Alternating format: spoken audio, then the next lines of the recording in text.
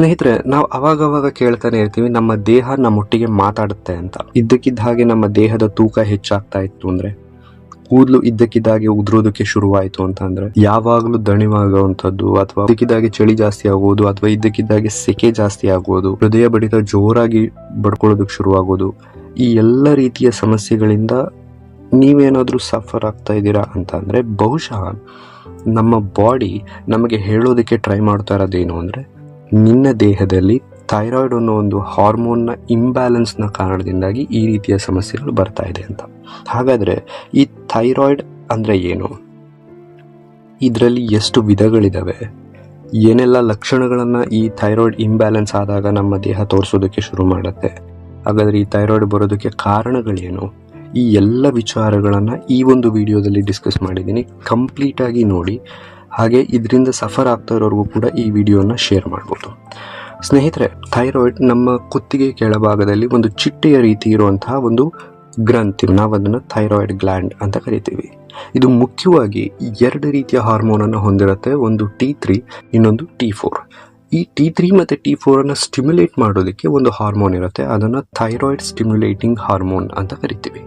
ಒಂದು ವೇಳೆ ಈ ಥೈರಾಯ್ಡ್ ಸ್ಟಿಮ್ಯುಲೇಟಿಂಗ್ ಹಾರ್ಮೋನ್ ಅಥವಾ TSH ಹಾರ್ಮೋನ್ ಏನಾದರೂ ಜಾಸ್ತಿ ಆಯಿತು ಅಂದರೆ ಅದನ್ನು ನಾವು ಹೈಪರ್ ಥೈರಾಯ್ಡಿಸಮ್ ಅಂತ ಕರಿತೀವಿ. ಕಡಿಮೆ ಆಯಿತು ಅಂದರೆ ಅದನ್ನು ಹೈಪೋಥೈರಾಯ್ಡಿಸಮ್ ಅಂತ ಕರಿತೀವಿ. ಮೆಟಬಾಲಿಸಮ್ ಅನ್ನು ಮೇಂಟೈನ್ ಮಾಡೋದು, ಎನರ್ಜಿ ಲೆವೆಲನ್ನು ಮೇಂಟೈನ್ ಮಾಡೋದು, ನಮ್ಮ ಹಾರ್ಟ್ ಬೀಟನ್ನು ಕಂಟ್ರೋಲ್ ಮಾಡುವಂಥದ್ದು, ದೇಹದ ಟೆಂಪರೇಚರನ್ನು ಮೇಂಟೈನ್ ಮಾಡೋದಕ್ಕೆ, ಜೊತೆಗೆ ನಮ್ಮ ಬಾಡಿ ವೆಯ್ಟನ್ನು ಮೇಂಟೈನ್ ಮಾಡೋದಕ್ಕೆ, ಹೇರ್ ಫಾಲ್ಸ್, ಹಾರ್ಮೋನಲ್ ಬ್ಯಾಲೆನ್ಸಸ್, ಈ ಎಲ್ಲ ರೀತಿಯ ಕಂಟ್ರೋಲನ್ನು ನಮ್ಮ ಥೈರಾಯ್ಡ್ ಹಾರ್ಮೋನ್ ಮಾಡ್ತಿರುತ್ತೆ.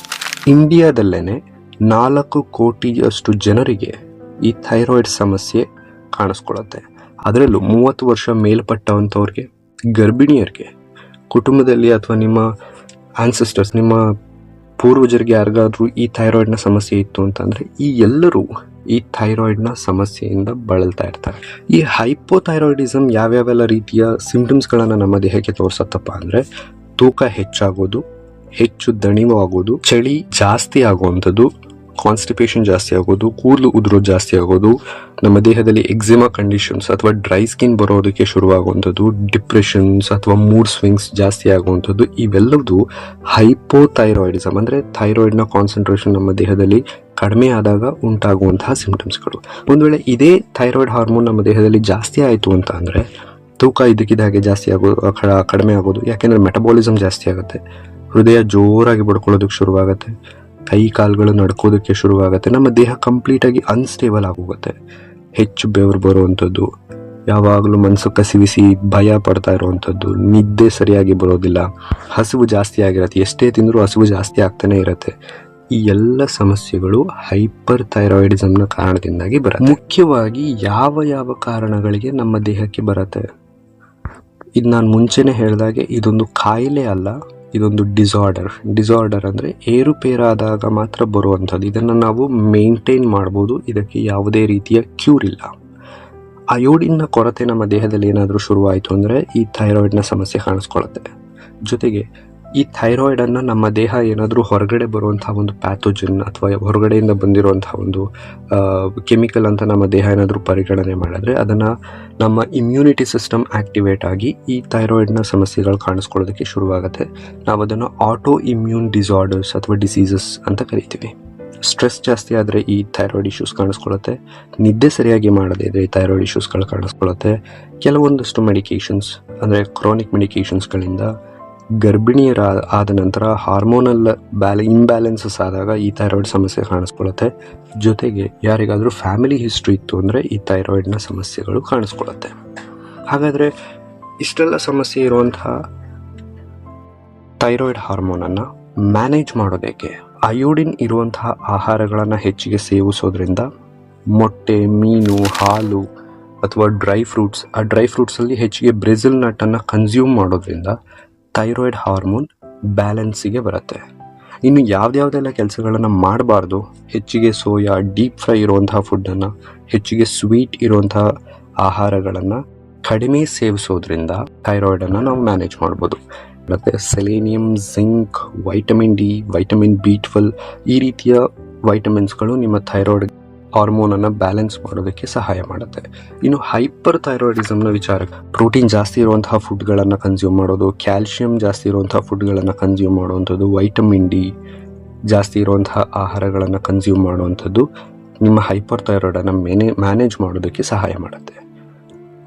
ಹೆಚ್ಚು ಕೆಫೀನ್ ಕನ್ಸ್ಯೂಮ್ ಮಾಡೋದು ಅಂದರೆ ಕಾಫಿ, ಟೀ ಕನ್ಸ್ಯೂಮ್ ಮಾಡುವಂಥದ್ದು ಅಥವಾ ಹೆಚ್ಚಿಗೆ ಇರುವಂತಹ ಅಯೋಡಿನ್ ಕಂಟೆಂಟನ್ನು ಜಾಸ್ತಿ ಮಾಡುವಂಥದ್ದು, ಅಂದರೆ ಆಹಾರವನ್ನು ಜಾಸ್ತಿ ಮಾಡುವಂಥದ್ದು, ಎನರ್ಜಿ ಡ್ರಿಂಕ್ಸ್ಗಳನ್ನು ಅಂದರೆ ಶುಗರ್ ಡ್ರಿಂಕ್ಸ್ಗಳನ್ನು ಜಾಸ್ತಿ ಕನ್ಸ್ಯೂಮ್ ಮಾಡುವಂಥದ್ದು ಹೈಪರ್ ಥೈರಾಯ್ಡಿಸಮ್ಗೆ ಒಳ್ಳೆಯದಲ್ಲ. ಇನ್ನು ಸಪ್ಲಿಮೆಂಟ್ಸ್ ವಿಚಾರಕ್ಕೆ ಬರೋದಾದರೆ ಕ್ಯಾಲ್ಶಿಯಂ, ವೈಟಮಿನ್ ಡಿ, ಮೆಗ್ನೀಷಿಯಮ್ನ ಸಪ್ಲಿಮೆಂಟ್ಸ್ಗಳನ್ನು ರೆಗ್ಯುಲರ್ ಆಗಿ ಕನ್ಸ್ಯೂಮ್ ಮಾಡ್ತಾ ಬರೋದ್ರಿಂದ ನಿಮ್ಮ ಬಾಡಿಯ ಮೆಟಬಾಲಿಸಮ್, ಬೋನ್ ಡೆನ್ಸಿಟಿ ಜೊತೆಗೆ ಅದರಿಂದ ಆಗುವಂತಹ ಮೆಗ್ನೀಷಿಯಂ ನಿಮ್ಮ ಬಾಡಿಯನ್ನು ಕಾರ್ಟಿಸೋಲ್ ಲೆವೆಲ್ ಕಡಿಮೆ ಮಾಡಿ ರಿಲ್ಯಾಕ್ಸ್ ಆಗೋದಕ್ಕೆ ಸಹಾಯ ಮಾಡಿ. ಯಾವಾಗಲೂ ರಕ್ತ ಪರೀಕ್ಷೆ ಮಾಡಿಸ್ಕೊಳ್ತಾನೆ ಇರಿ. ಅದರಲ್ಲಿ TSH, T3, T4 ಅನ್ನು ಯಾವ ಪ್ರಮಾಣದಲ್ಲಿ ನಿಮ್ಮ ದೇಹದಲ್ಲಿ ಇದೆ ಅನ್ನೋದು ಚೆಕ್ ಮಾಡೋದು ರೆಗ್ಯುಲರ್ ಆಗಿ ಎವ್ರಿ 3 months ತುಂಬ ಇಂಪಾರ್ಟೆಂಟ್ ಆಗುತ್ತೆ. ಡಾಕ್ಟರ್ ಕೊಟ್ಟಿರುವಂತಹ ಆ ಮೆಡಿಕೇಷನ್ಸ್ ಏನಿದೆ ಅದನ್ನು ರೆಗ್ಯುಲರ್ ಟೈಮಲ್ಲಿ ತಗೋಬೇಕು. ಯಾವ ಸಮಯದಲ್ಲಿ ಹೇಳಿರ್ತಾರೋ ಅದೇ ಸಮಯದಲ್ಲೇ ತಗೋಬೇಕು. ಜೊತೆಗೆ ಉತ್ತಮವಾದಂತಹ ನಿದ್ದೆ, ಅಂದರೆ ರಿಲ್ಯಾಕ್ಸ್ ಆಗಿರ್ತೀರ, ಥೈರಾಯ್ಡ್ ಹಾರ್ಮೋನ್ ತನ್ನ ಕೆಲಸವನ್ನು ಮಾಡೋದಕ್ಕೆ ಸಹಾಯ ಆಗುತ್ತೆ.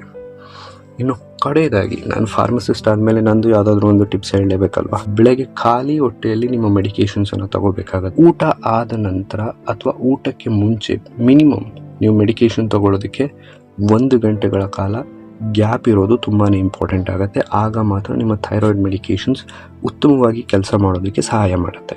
ಇನ್ನು ನೀವು ಯಾವುದೇ ವೈಟಮಿನ್ಸ್ ತಗೊಳ್ಳಿ, ಅಂದರೆ ನಾನು ಏನು ವೈಟಮಿನ್ಸ್ ಮುಂಚೆ ಹೇಳಿದೆ, ಕ್ಯಾಲ್ಶಿಯಂ, ವೈಟಮಿನ್ ಡಿ, ಮೆಗ್ನೀಷಿಯಂ, ಈ ರೀತಿಯ ವೈಟಮಿನ್ಸ್ಗಳನ್ನು ನೀವೇನಾದರೂ ತಗೋತಿದ್ದೀರಾ ಅಂತಂದರೆ ಥೈರಾಯ್ಡ್ ಮೆಡಿಕೇಷನ್ಸನ್ನು ತಗೊಂಡು 4 ಗಂಟೆ ಅಥವಾ 5 ಗಂಟೆ ಗ್ಯಾಪ್ ನಂತರ ಮಾತ್ರ ವೈಟಮಿನ್ಸನ್ನು ಕನ್ಸ್ಯೂಮ್ ಮಾಡೋದು ನಿಮ್ಮ ಮೆಡಿಕೇಷನ್ಸ್ ಎಫಿಷಿಯನ್ಸಿ ಜೊತೆಗೆ ವೈಟಮಿನ್ಸ್ನ ಎಫಿಷಿಯನ್ಸಿಯನ್ನು ಜಾಸ್ತಿ ಮಾಡುತ್ತೆ.